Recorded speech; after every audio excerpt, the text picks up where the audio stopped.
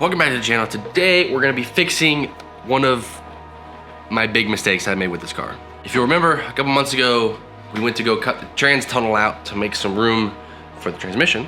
And in that process, I cut some of the fuel lines on accident.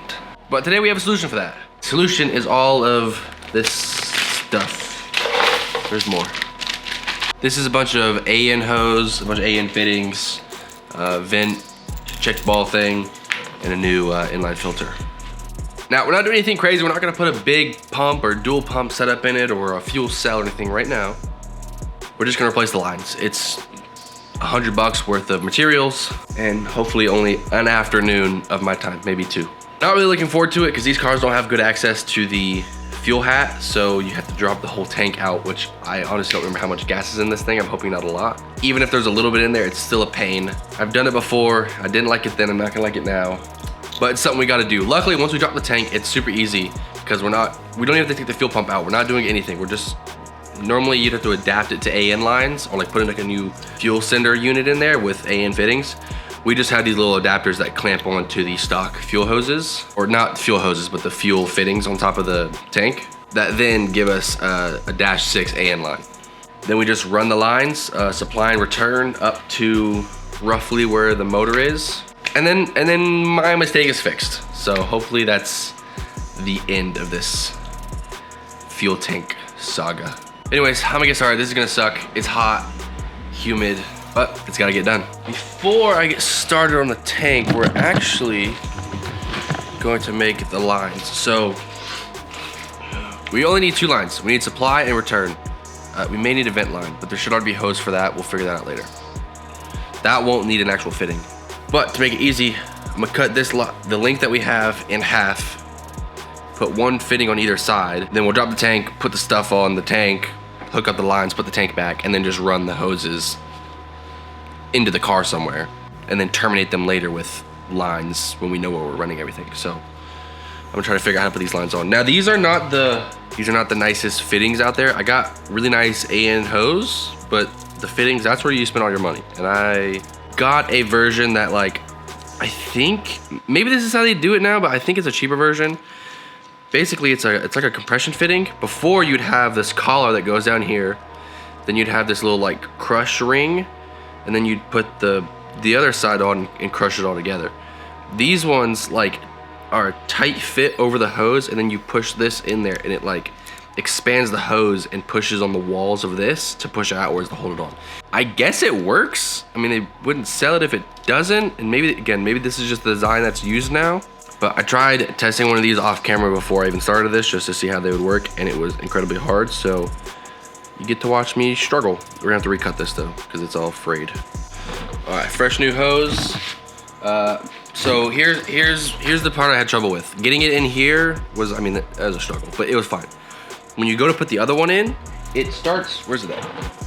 It starts, as you thread it in, it starts pushing the hose back out of this piece.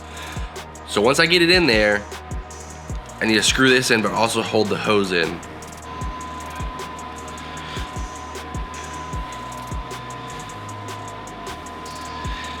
Okay, the hose is all the way in there as far as it can go.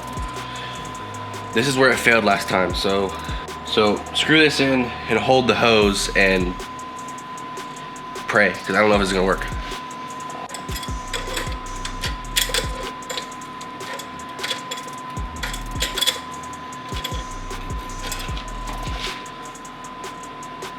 Yeah, so when you, I don't know if I showed it, but when you do that, before you cut the line, you put electrical tape on it to stop all the braids from fraying.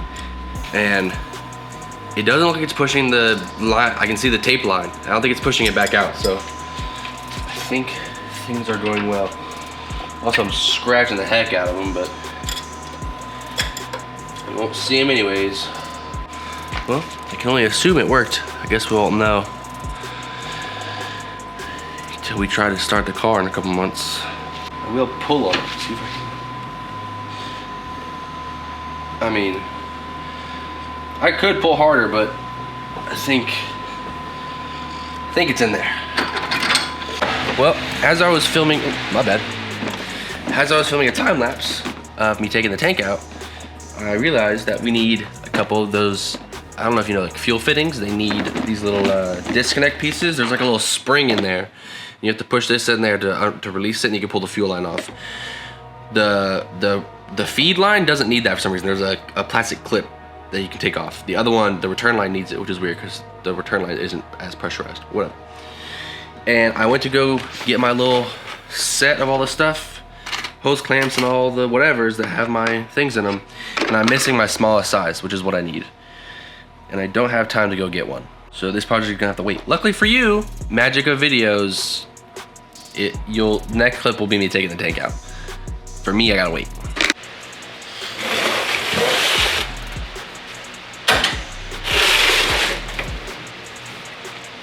Tank's out.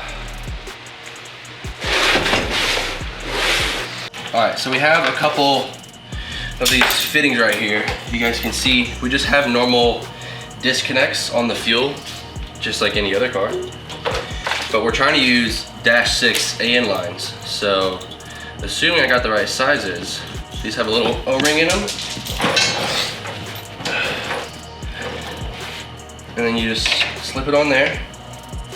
And then you slide that on it. Screw it in.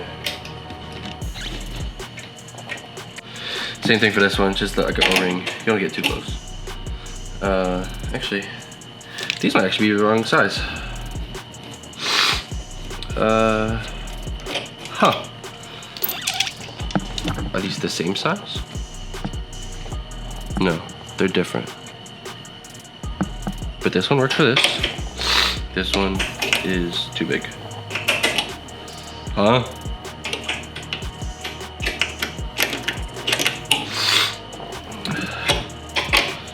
Oh, okay, so that's right. Okay, so I ordered the wrong ones. That's fine. Tank wasn't going back in tonight anyways. So I'll have to get another one of these.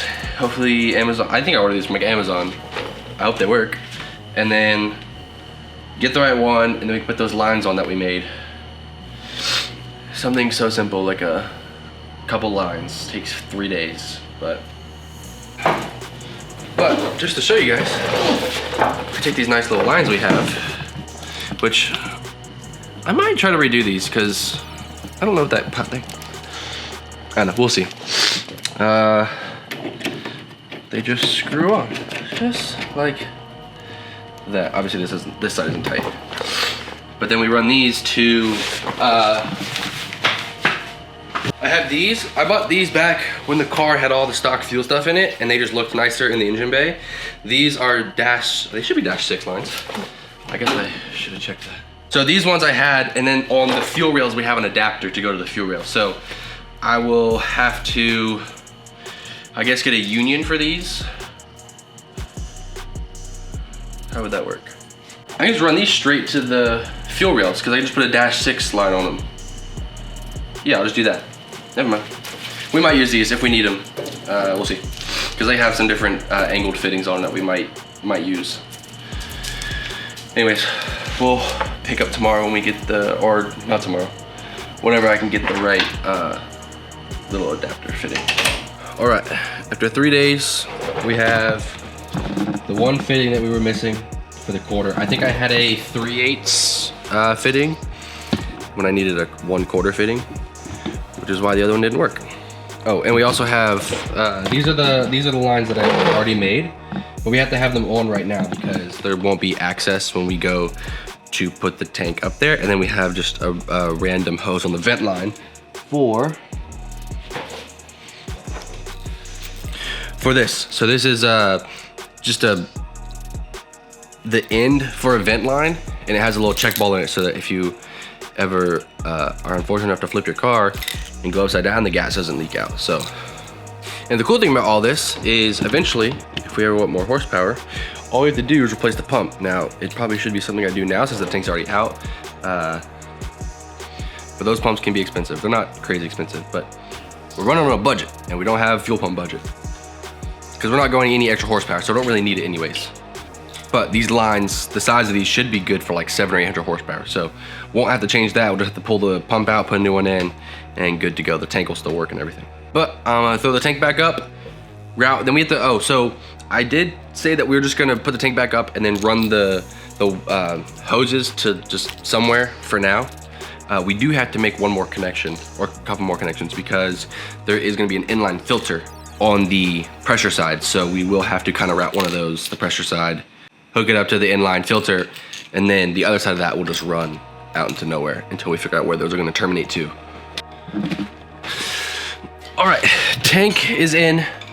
Took a lot longer to do because I had to take it back out because I missed a step. But now we get to make some lines. We already have them made-ish, but you can't access it up in here. So I had to go ahead and bolt them on like you guys saw earlier.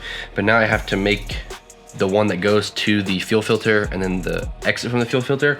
I should have done it off the tank, but I don't know how long it needs to be. I guess I could have guesstimated, but it's whatever. It's a lot easier to do these in the vise than just with your hands, but we'll figure it out.